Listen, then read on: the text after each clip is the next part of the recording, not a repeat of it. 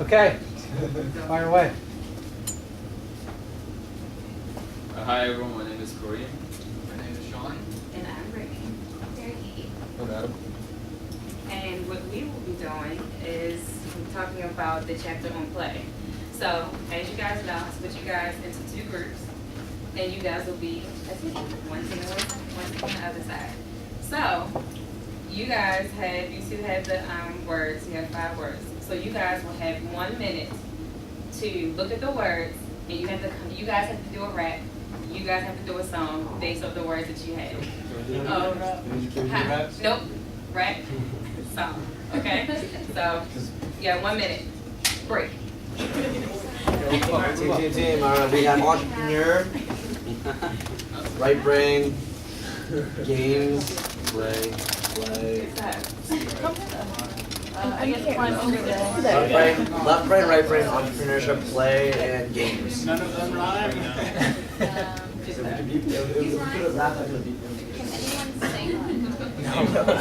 So you are the lucky winner today, Brittany. Something about playing games with your right brain.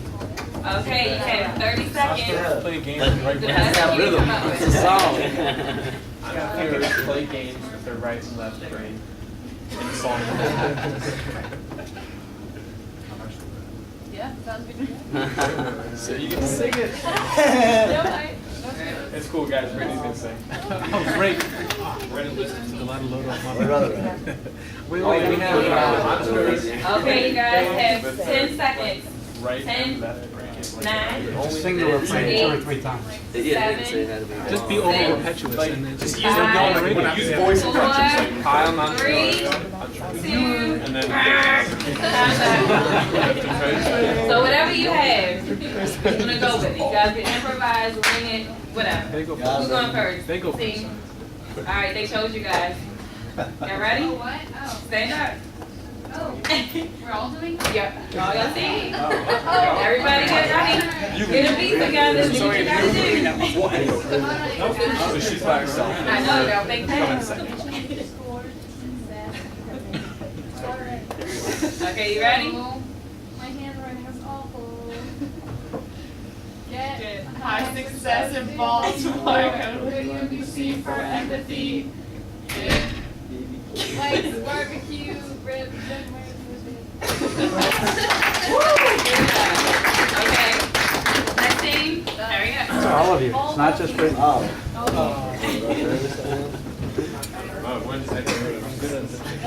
everyone together. Okay, All great. right, So, go ahead.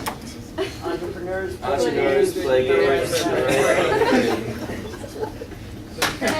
job. Okay. Coming in on backup, guys. That was more head Okay, guys. There was one other So, person. ready? So with play, Daniel Pink talks about how we should take play out of the playground and put it into the workplace. When you learn knowledge and everything like that, it's better to implement play because it makes it a more fun environment, everything like that. So just like what I did with you guys, I try to come up with words that kind of pertain, to the course. So if you guys were teachers or in another kind of workplace or whatever, you could use this as an example and use words that had to do with the course and help your students learn something like that. So he broke it down to 3 different parts of play, which are game, humor, and joyfulness. So basically taking games and, for an example, in a hospital, they came up with Glucose Boy, and to help children who have diabetes learn how to manage, having diabetes like that. So there was like a game, and they played Glucose Boy, and they played the game. So, and of course, who wants to be in a stuffy work environment where you just have people with a stiff face? I don't, and I'm sure you guys shouldn't either. So, in a workplace, it's fun, it's a very exciting environment, it gets everybody motivated, and you want to work. Mr. Gitt is very enthusiastic, he's very funny, and it makes me want to learn, and I'm pretty sure you guys enjoy being in this class. So when most people think of video games, they think of a simple tool for enjoyment. And the books talk specifically about video games, so not a board game like Monopoly, but a 3D electronic game.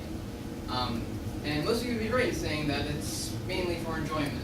But video games have utility that goes beyond just a simple enjoyment, and specifically, video games put you in these deep, complex 3D worlds where many things are interacting with each other at the same time, and when you mess with a single part of the problem, it often leads to complete failure or losing the video game. So when we think about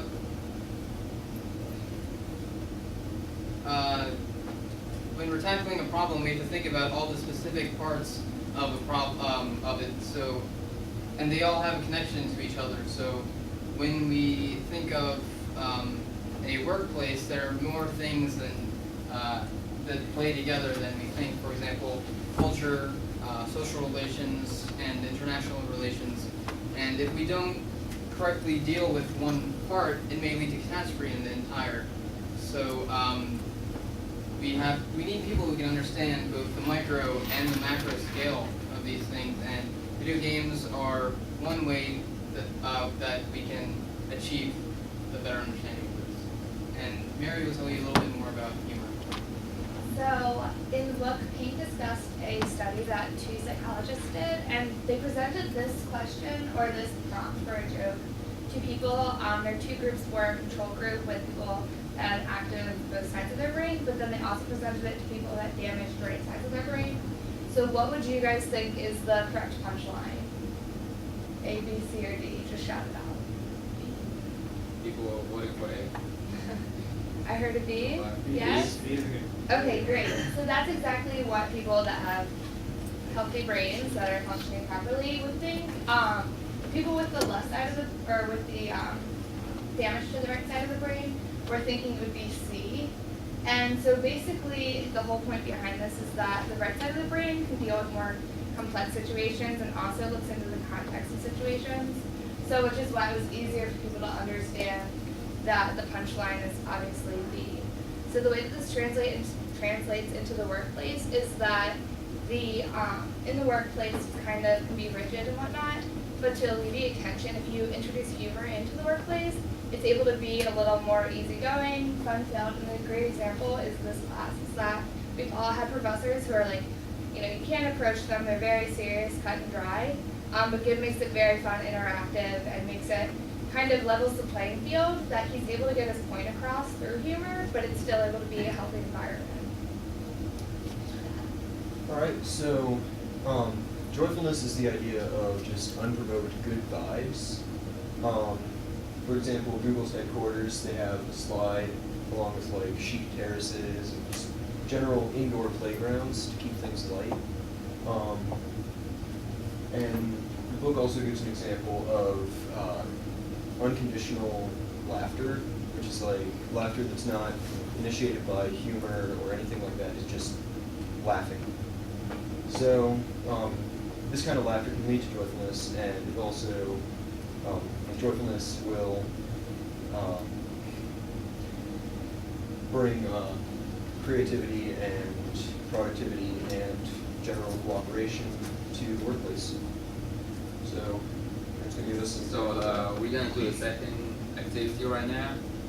Is everybody doing okay? Can you just stand up for me, please? One thing that has been talked about in the book is laughter yoga, which is practiced first in India, and it's just a bunch of people that get together and just laugh for no reason so they can feel better. So I hope we'll practice some exercises with you today and see how you guys feel about it. So the first exercise would be the imaginary cell phone. So I just want you guys to hold an imaginary cell phone and start laughing at the same time. So are you guys ready?